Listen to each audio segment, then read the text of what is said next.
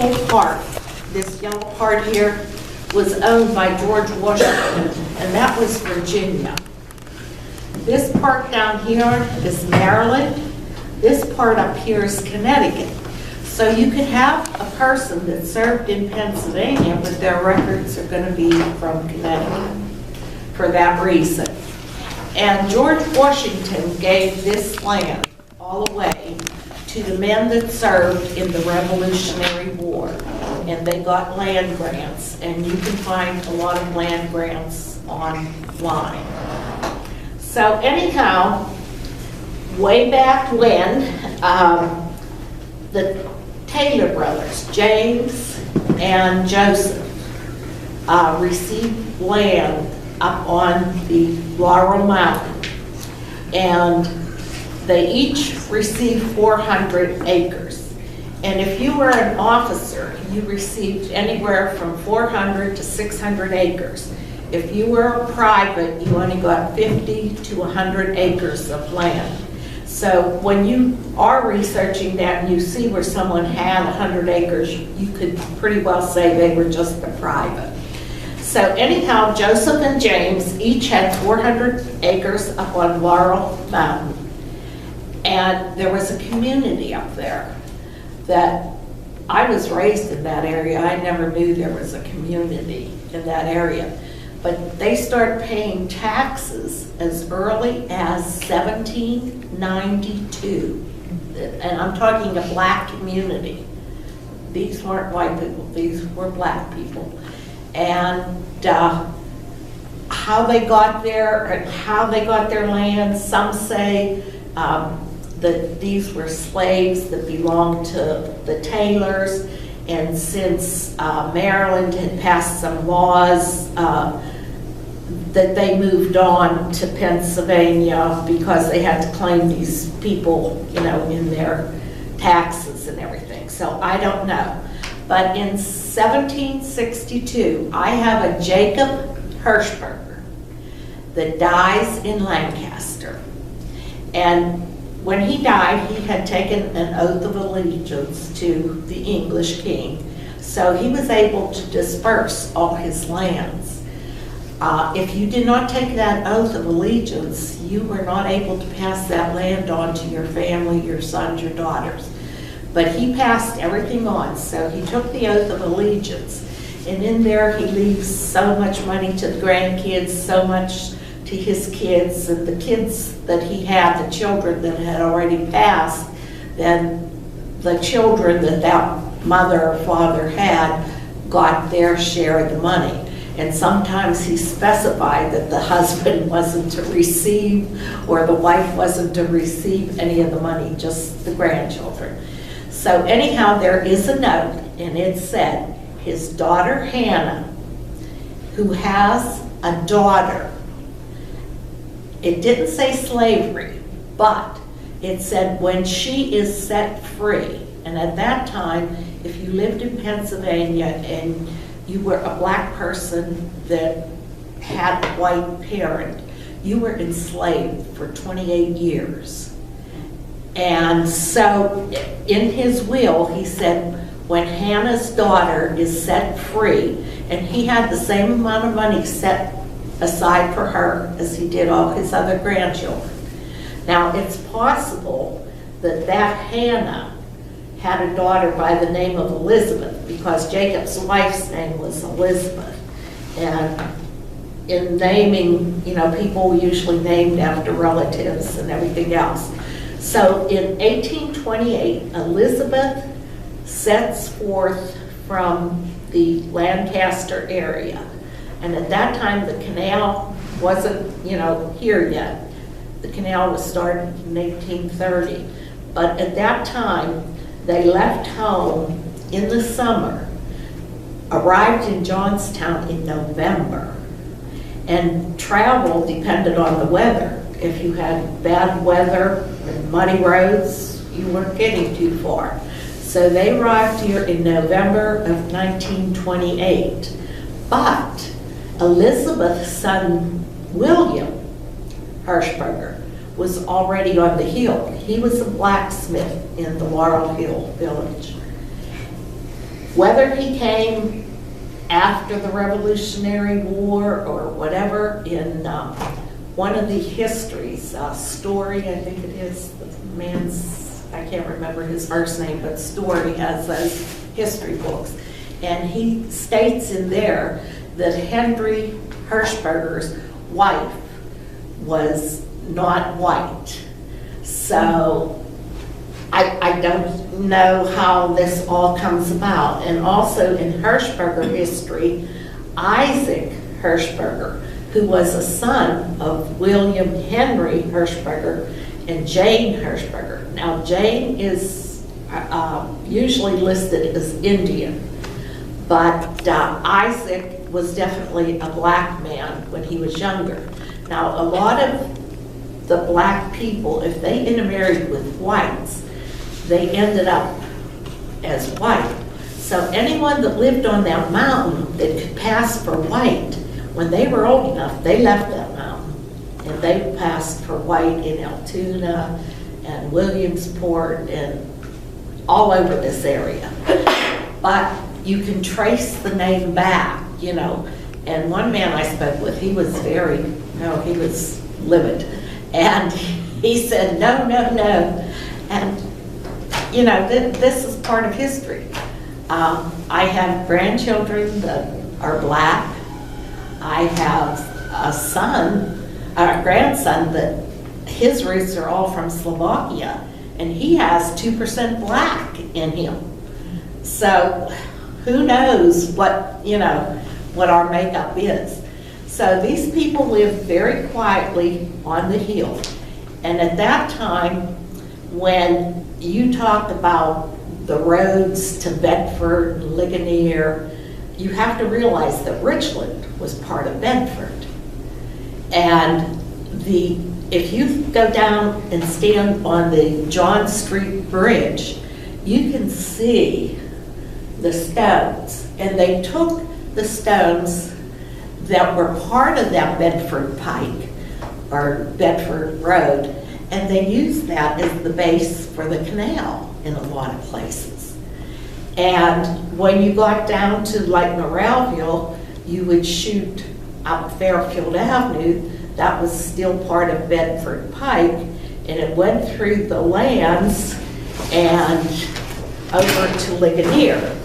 Now, I showed these pictures to someone over in Ligonier, and they said, no, no, no, no. So, I don't know. Maybe I'm on the wrong track, but I don't think I am. And these are some pictures. I'll pass them around to everyone. We started and we went up past St. Stephen's Cemetery, and when you come to that flat part, I don't know what the road's called. Some people refer to it as the Fire Tower Road. And as you continue up though, that's Mountain Road. And Mountain Road goes up, across, and down into Westmoreland. And it's all Mountain Road. They tell me Westmoreland, part of Mountain Road, is in very, very bad shape. It goes down past Sugar and down. I don't know. But when we went to the mountain, when we got to that flat part, we went up the left side of the mountain, which that part of the mountain, Mr. Fratrick opened all the springs available, and it is very mushy, muddy, mucky. But, like I said, going up there, you can see places where there's some daffodils along here. So in all probability, at one time 200 people lived on that mountain, black and white. And one man, he's now deceased, John Smith, he told me I had aunts as white as you, and he was a very dark man, and he said I had aunts as black as me. He said, but we were one family. So this is, you know, going up the mountain road, and I took a picture of this man. He carved his name in there, Joe, and Norman. And I took that because at one time there were Josephs and Normans on that mountain, and it's one of those chestnut trees that fell down. And then over here, this here is one of the Powlings. I have another picture with a whole lot of them. And they told me in the 20s and 30s that they had this big dance hall constructed up there. And they would have a reunion that lasted 2 to 3 weeks. And everyone would come in, whether you were white or black, you would come into this reunion. And apparently they had much fun there. But the only thing left now are the pilings. And this was part of the spring house. Now the spring house, we were told that in the summertime, when you got milk out of the spring house, it had ice crystals in it. So that was some mighty, mighty cold stuff. And it was 2 stories. One of the Brown men had told us, he's probably my age, and he said it was 2 stories. They kept their meats, and he said, we never tried ice cream. He said, but you could probably keep ice cream in there. It was so cold. And I didn't go near it. I did take a picture of it because I didn't want to fall in any place. So I didn't go near it. I just took a picture. And we'll start these around. This starts going up the mountain, so you can keep track of that. There you go now. Okay. And then when you get to the top of the mountain, my husband kept saying, are you sure this is right? Are you sure this is right? I said, yeah, we just have to keep going. I know this is right. So we finally got to the top of the mountain, and he had lost 50 pounds before this, and he was, and me, I was like, having a heart attack. So when you get to the top of the mountain, this is the cemetery, and the state come in and fence the whole cemetery for us. And the man from the state that was in charge, he said, does anyone realize anything about this cemetery? And we're there, no. He said, everyone is facing north. He said, in a Christian cemetery, they're usually facing east or west. But he said, this cemetery, and he kind of thought it was because of the black influence, they were all facing north. And there's some, well, most of the stones are just like a field stone. And we were told the smaller the stone, the younger the person. The older persons had bigger field stones. There's only 2 tombstones there. One is John Smith, and the other one is John Brown. Now, John Brown and George Dorman, and even George Dorman, from Sandyville, served in the Civil War. And George was black. He served with the U.S. Black troops. 6, I think, was the number. His father and John Brown, they served with the white unit. They served with George Cabot out of Westmoreland County. And the reason that a black man could go to war, because they went to war, they were there a couple days after Lincoln declared war. They were in Harrisburg waiting orders. And the reason they could do that is because George Cabot personally took charge of the 2 black men. He bought them their uniforms, their food, their rifles, he supplied everything. When George was killed, they both left the 4th Cavalry. John Brown went to the 54th Massachusetts, which was a black unit, and George Dorman went to the 6th, where his son was stationed. And I didn't know about the black man couldn't legally go to war to 1863, but because there was a professor at IUP that told me the black man could go to war because the fact that the white person in charge of the Union was supplying everything for them.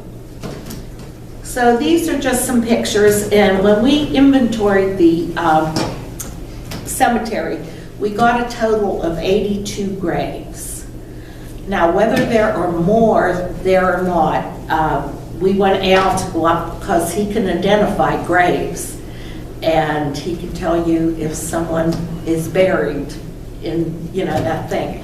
So we were waiting for Lisa Garcia to get us to the cemetery, but I don't know what's going on. She's just like not available. So we just might have to do it on our own one day. I'll go to the mountain when it's not too bad. But like I said, there's 82 people, and in 1956, the state stopped burials there. They said no more burials. So there was a boy in 2012, he brought his mother's ashes. She was part of the Brown family. He brought his mother's ashes back here, and he attached a cross to the tree. I haven't been up since. I really don't know if the cross is still there. But he buried her by that tree, and he wanted that cross there for, you know, as a remembrance. And the last one that was born there, or buried there in 54, was a little boy by the name of Daniel Brown. He was 4 years old, and he died of some kind of tumor, something like Willems tumor. And there's a picture of him before he dies, and his stomach is just very, very large. And he was the last one to be buried there. And his brother, who looks like a white man, you know, in fact, when a white person marries into a black family, if it's all black, it takes a while to come back to white. But if two black people or biracial have white in them, their children can be white, biracial, or black. And this accounts for a lot of things, like, what was the name? Oh, Dinah Shore. I forgot about Dinah Shore. Dinah Shore, she had a black baby, and in 1949, and her husband was Montgomery. I don't know if it was Robert or George or George. George, was it George? Okay. And he was of Russian descent, and he said to Dinah, no, this isn't my family. But when someone did his tree in 2004 or 6, somewhere along that line, when his Russian grandfather came to the United States in 1870 and landed in Texas, he married a negress. And they were usually referred to negresses if they had prosperity and were very elegant. Then they didn't refer to them as Negro, but negress. And so that's why Dinah, who had black, and the minute she had part black in her, that's the reason they had a black child. Because two white people or two black people that have white, you know, mixed genes in them can have all three shades. So her baby really belonged to her husband, not Sammy Davis Jr. And he got blamed because he was the only black man in Hollywood at the time. So it's just very, very interesting. I had to study genes. I learned about genes from Megan Smolnik. I don't know if anyone's familiar with her, but she works on PBS, or she did, and she does a lot of different things. And I had to learn about the, you know, genealogy type thing from her, you know, who's marrying what and what the results could be. So this family is part black and part white today. Usually the white ones do not associate with the black ones, although they're starting to mingle, thanks to me. I said, oh, but this is your cousin. You know, you have to get to know them. They are really superior people. And even George Dorman, I mean, he died in 1900, and his obituary, when I looked it upstairs, was covered an 8 by 11 page. And for an obituary in 1900 for a black man, we're talking unusual. Because even the white people usually had John Adams, son of so-and-so, died, will be buried tomorrow. You know. This man had a an 8-by-11 obituary. On Virginia Avenue, all his neighbors were white, he was black. And he never lived on the hill, his children did, but he never lived on Laurel Hill. He had actually come here from Westmoreland County, and he came about 1881, and at that time there was some sort of depression going on, things were bad, work was bad, and so they came to the Johnstown area. And at one time, you could go from Ligonier or Westmoreland County up Mountain Road, across the top of Mountain Road, and down Mountain Road to Cambria County. And there's also the Fire Tower Road, and also if you continue on that road that goes straight out, it takes you to 271. And there was a cabin that burned in the 50s or 60s, because when the state came in, they just tore everything down. And this cabin burnt, and it didn't have electricity, it didn't have anything in it. So to burn, I don't know why. It could have been the kids, because kids always climb that mountain now, right? I said kids always climb that mountain, right? And do you remember seeing the cabin there? When they took us prisoner, they marched us up to the cabin. Old man Brown was sitting on a rocker. That was his son. That was the son? Okay. Yeah, that was the son. Well, he was like out of it. Out of it. Yeah. Okay. And he yelled at his boys for taking us up there. And they were probably in as much trouble as what we were. But anyway, he let us go, never to come back. And he said, we never want to see you up here again. Yeah, the Browns were very possessive of that mountain. Why were you taken prisoner? With the other boys. Or is that a past life? No, we were trespassing. Me and my cousin, do you know where St. Clair Road is? I don't know where anything is. That was our playground, mountain up there. We used to go up there, we'd go over to Gray Run fishing, we'd go to the swimming hole, to Camp Smoky.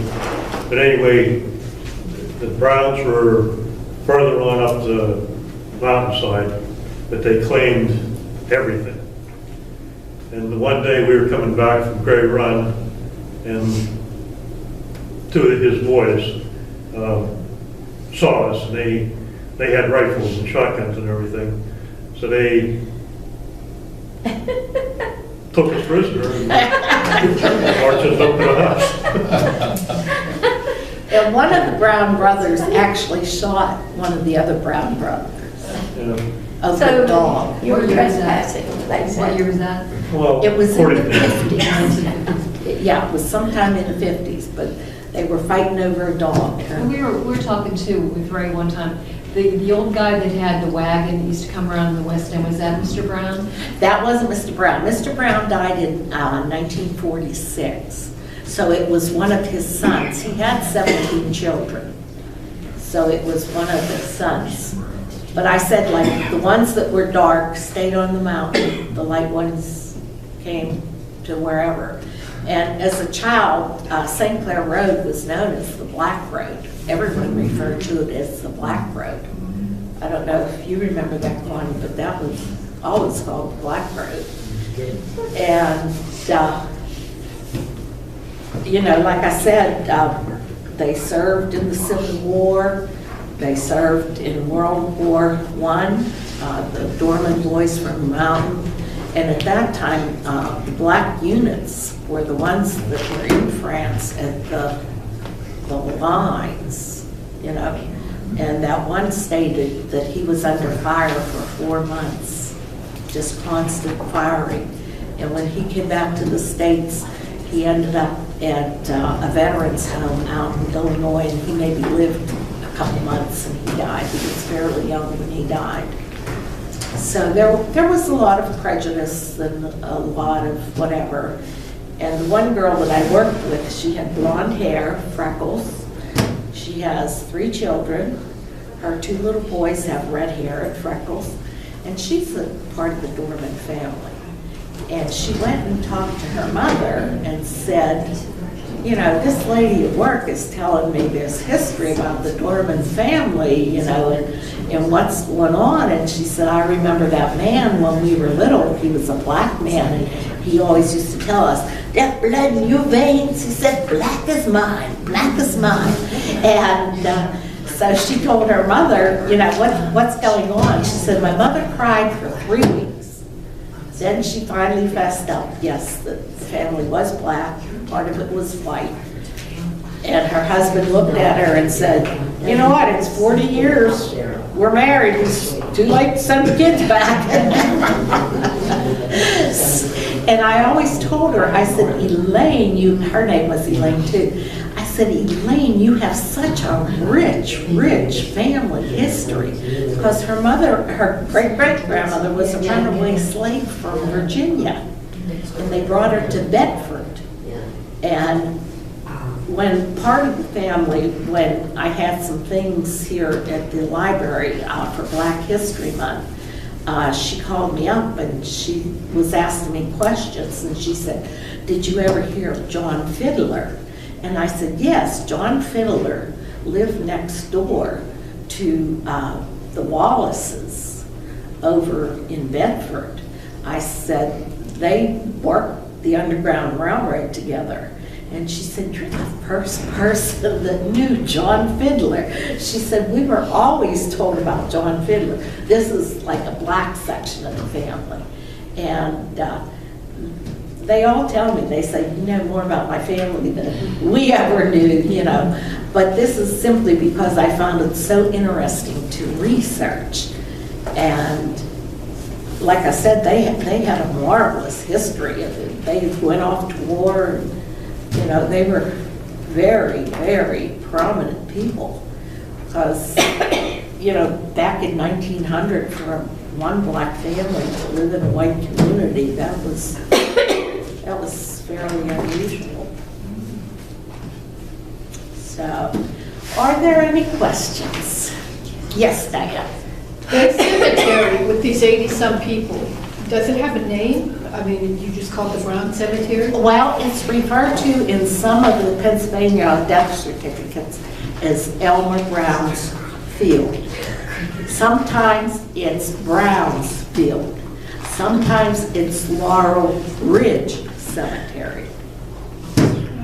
But I've been trying to track down all the death certificates from Pennsylvania that are buried in either Elmer Brown's or Laurel Ridge or Laurel Hill, whatever they called it.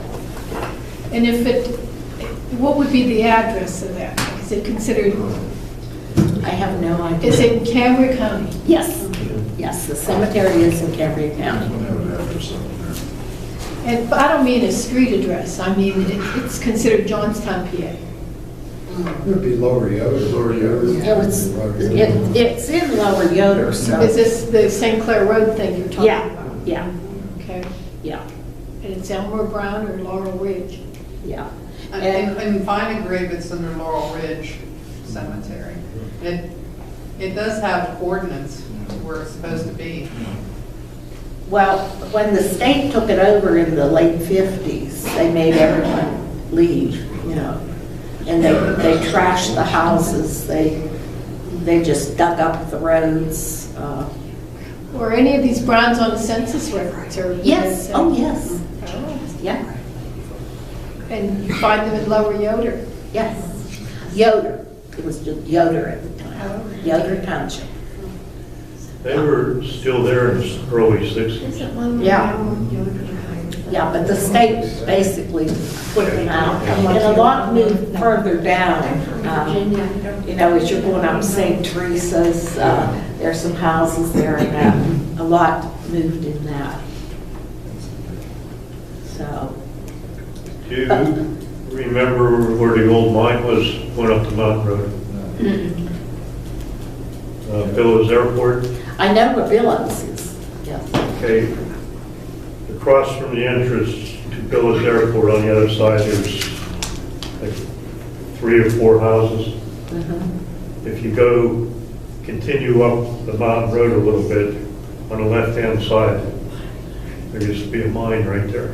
Oh, And then it okay. had the mining, the old mining cars, the Yeah, wooden ones, the track, that they would go in. We got thrown out of there too. well, Elmer had 2 white horses, and he would drink at that bar on Tremont Avenue. I can't remember what they call it now. Alcove. Yeah, Alcove. That's where Elmer went. And they said he would get so drunk, he would crawl in the wagon, he'd hit the horse on the rump and say, "Take me home." And they said that the horses would take him up Mountain Road, sometimes stopping at his daughter's house and sometimes taking him all the way to his house. Now, Elmer's house, it was passed down, and I had a picture of it. I don't have it right now, but they believe it was George Washington's headquarters because the land was his. It was, Virginia at one time, part of Virginia.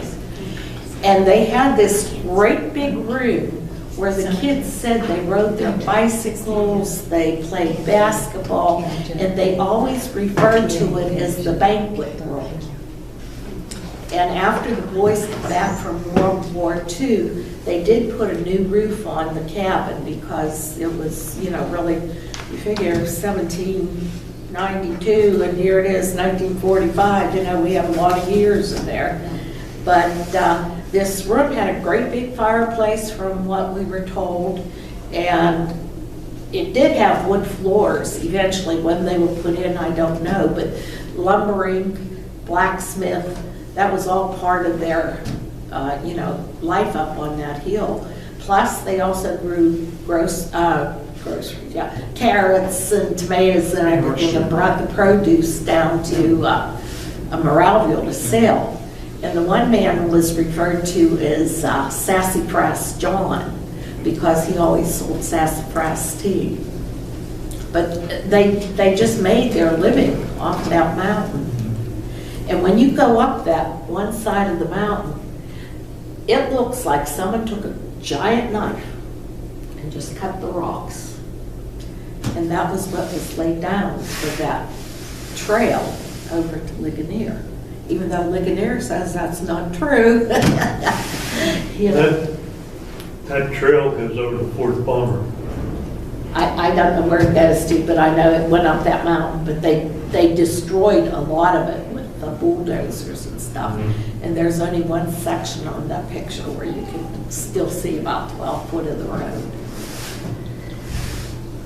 So, I don't know. Did they make it or didn't they make it? Why did someone cut the stones in such a straight line? And once they laid the road down, they put about 12 inches of dirt on it. So when their caissons and cannons, wouldn't sink into the dirt, there was that stone base, that they could still travel on. That's what they did over on Route 30 by the Ship Hotel when you come up the mountain there. There's only one path. Remember we were back in there at that Earth Fort? Or back in there? Yeah. Yeah. They could move stuff if they want to back then. They had the manpower. Yeah. Well, they say if you go to England and you go to the archives, that you will find the name for every fort that was in Richland. And there were about 5 Bedford forts in Richland. And they said you will find very detailed information. And someone said, "Why don't you go?" I said, "Because I don't think they would let me move in." So, but you can find the information if you really, really want to. And like I said, one John Adams, when he fought for the British during the French and Indian War, his red jacket is down at the Smithsonian. So Elaine, did this whole talk that you did that all come about because of the Norman request for research? Yeah, Back in 2002, Jim Dorman wrote a letter to our group and said, hey, I'm a white man, I'm chief of the fire department in Youngstown, Ohio, but he said, I'm doing genealogy, and he said, all my roots come back to Johnstown as black.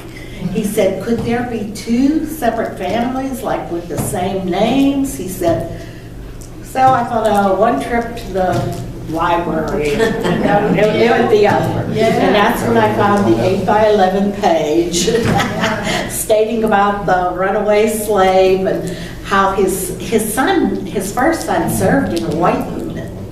And he was blown up on the St. James River, and he's buried someplace down in that area. And I just sent him all this, and ever since then, I You should contact Hollywood and they should have a movie. Yeah. It would be very interesting. It really would. And I hope you never have this like in a book. I know, my husband keeps saying, when are you writing that book? I said, oh, who knows. First, I have to get you to put all this stuff so we can show up on the screen. And like I said, you can see the past, you can see where the houses were because there will be daffodils and occasionally a lilac bush, you know. And how long ago were your pictures taken? My pictures were taken probably in 2008 or 9. Because my granddaughter was little and my camera, I couldn't take any more pictures because she had 50 pictures of her Barbie dolls in different positions on the camera before I realized that I wasn't going to get a whole lot of pictures. Yes, So who owns that property? the state, the state. Laurel Ridge Park, State Park. It's part of Blitzen Forest now. Oh, is it Galitzin Forest? We're gonna take it all over. Oh. I think there's a sign on 56 that indicates that whole mountain range. You ever find out anything about the speakeasy they had down behind the plaza in Seward? Joyland. No.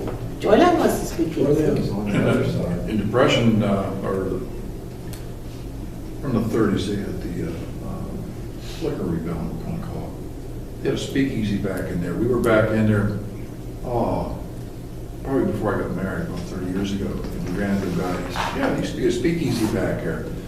As you go down there, you get on 7-Eleven, get down to the plaza, make a left, go behind the plaza, and there used to be poles back there that went nowhere, like electrical line poles.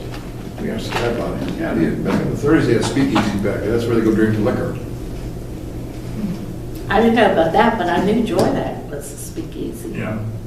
It's And- like Sang Hollow too, down around 56. Well, St. Paula was an actual community, Mhm. a working community. And there must have been a lot of ginseng up on the hillside, because you have to, I can't remember, I think it's a western slope you have to have. You have to have wild grapes there and something else, and you'll find ginseng. I don't know, my husband used to collect it all the time. The last time he sold it, we only had a couple pounds and he had $800 worth. So, Yeah, guys who do that, they don't like to tell anybody where they're finding it. I know. He only tells my son where he can find it if he wants to. So, but Joyland, going down 403, there's like nothing there. That's because the owners of the original Joyland bought all that land so no other speakeasy could come down that road.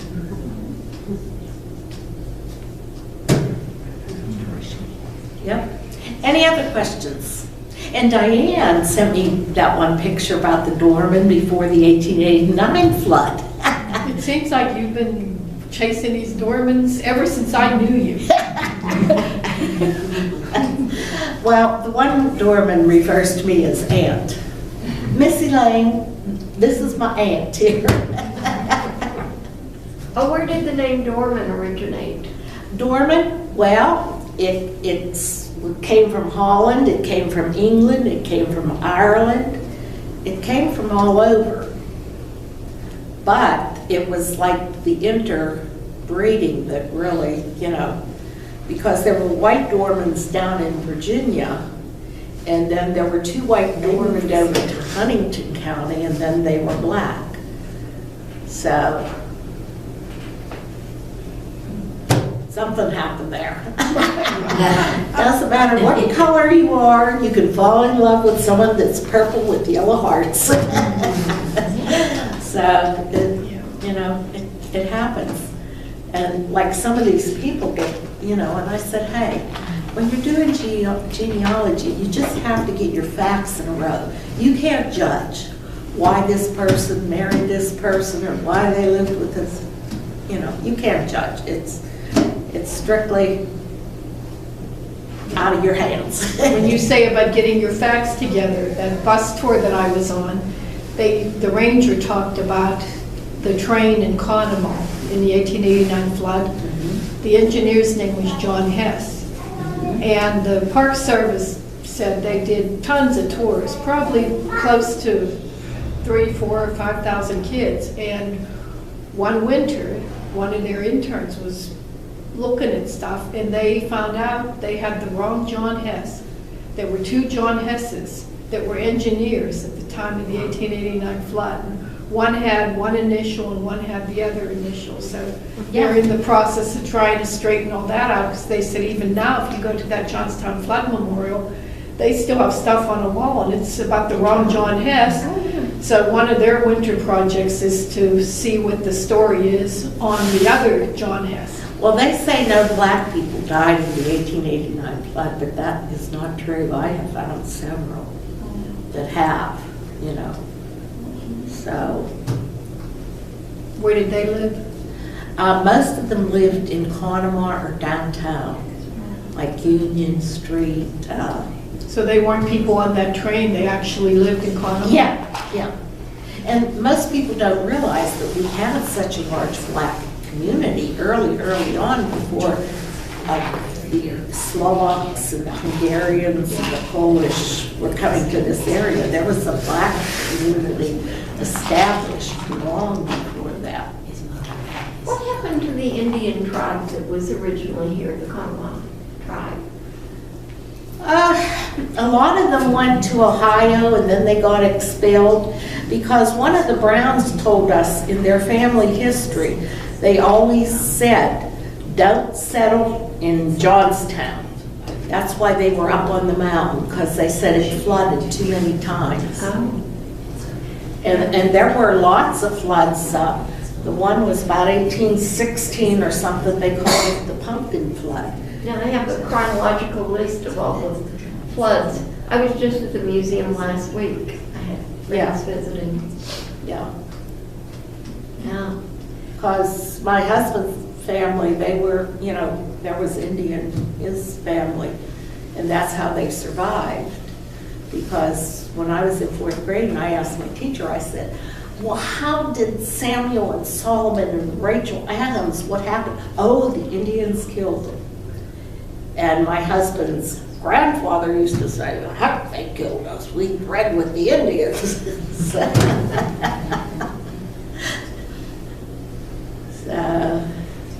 I just never know about your genes. Yeah.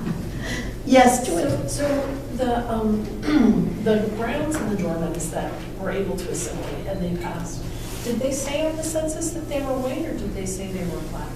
Well, the last census that Orange Dorman Jr. was in, he had a white wife, and he was listed as white. His wife was white, and all the kids were white. So it fluctuated, because even that Elaine, that I talked about, her grandfather was a Jacob Dorman. And when he was small, he was always listed as black. But then once he got older, on the census, he was listed as white.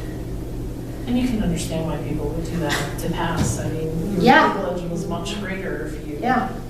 That's interesting. Yeah. So, like I said, some black, married black, and some married white, and we have this big conglomeration. The Crawleys, they're part of this Dorman family, and the Wallaces, and they always said that Pauline Gordon said, "Don't dig up the past." She said, "Just leave sleeping dogs lie." So, We should look into her, because usually when people say that, well, you know, does she want to claim the white that's in her? You know, who wants to claim what, you know?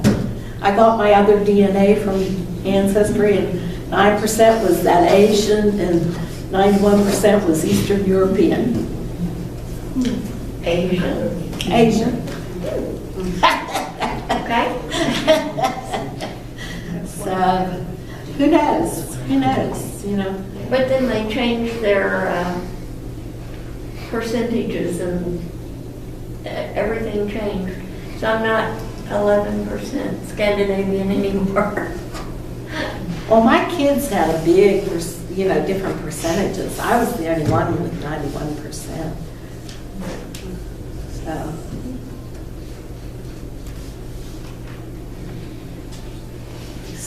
So, are any other questions? Can I answer anything for anyone? I do just have a question about the library up at Penn Highlands. Are they open every day, like in the summer, or are they only open on certain times? Because I'd like to go up and go through the Democrat papers that they have up there. They are open as long as they have school. Right now, the summer school is just to 4 o'clock, and then they close. So Monday through Friday until 4 o'clock? Yeah. 9 to 4 even? Probably. And how far back do they go? See if he, Sometime in the 1880s. and they skip around. And some of them I have found, like she said, I hate would come to make here. you wait. And there they are on my, you know, listed as 4th and 5th, 6th cousins. then he would be on probably that. Thank you, very interesting. So, we'll conclude for tonight. And Al, I just give you your mask. So, I